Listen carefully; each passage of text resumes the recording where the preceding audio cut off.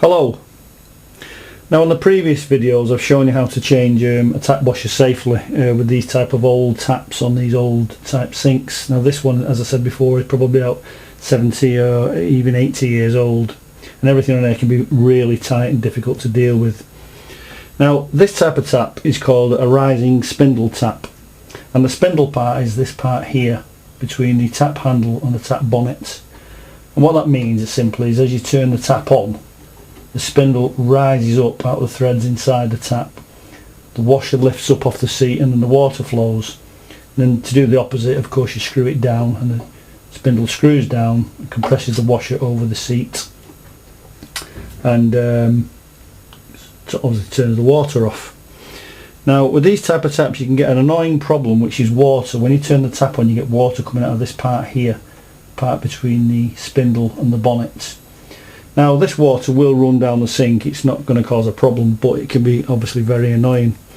And another symptom of how you know this is happening is the tap itself becomes very loose, very easy to turn.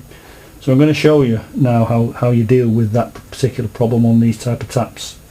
Now the first thing you need to do, of course, is turn the water off and then drain the taps and make sure there's no water in the system. Second thing I recommend is to actually put the plug in the plug hole so any little bits don't go rolling down there. So these two stages we need to do is remove the tap handle here. Now on these type of taps, do not try to prise the cap off here because there's no screw underneath. If you try to prise that off, it will crack and it's irreplaceable. You won't be able to find a new one of these, I can assure you. On these type, you have a small screw at the side here, which is a slotted screw. You need to remove that. So I'll take that out using a small screwdriver. Now be warned on this, they can be damaged quite easily, and if you damage the head on there you're going to have to drill it out. There's no other way around it, I'm afraid, but most of them will come out. So take the screw out, small grub screw, just place that to one side.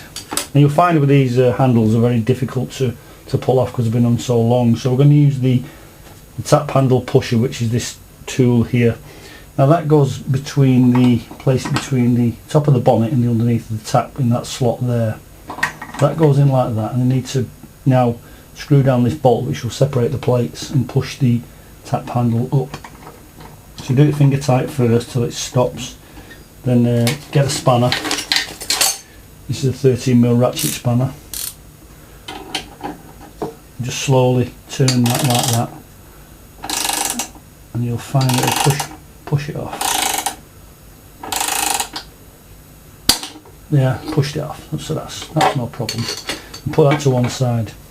The next thing we need to do is deal with the bonnet here. Now, I recommend you do not use things like grips or anything with teeth on, because you will cause scratches on here and you won't be able to get them out. So what we need to use is the strap wrench, which is this tool here. Nice soft rubber. It goes up to quite a big diameter. So you place that over like that, pull it tight, just put your finger on the tap to hold the tap, and then turn it that way, anti-clockwise. And there you go, it's under it nicely. So take the bonnet off, pull that to one side. Now this is the part we're talking about here. Underneath you'll find on here it's a knurled nut. Now they can be a square or hexagonal for a spanner, but on this type it's a knurled nut. Now there's two things you can do. You can either just tweak it up a little bit, you just tighten it up clockwise looking down. That will cause a seal between the body and the spindle and make the tap a little bit stiffer and stop the leak. If it's really bad, what you need to do is take this nut off, screw it anti-clockwise like that.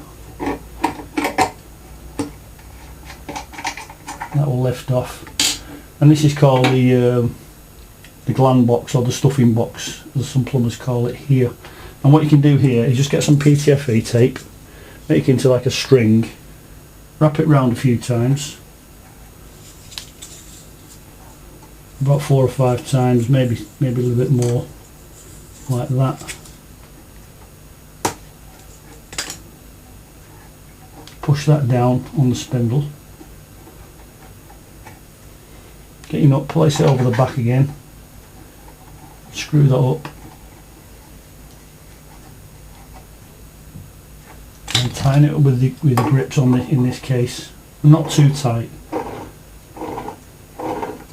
just reasonable. And before you put the actual bonnet back on, just try it with your tap handle and just see how it feels.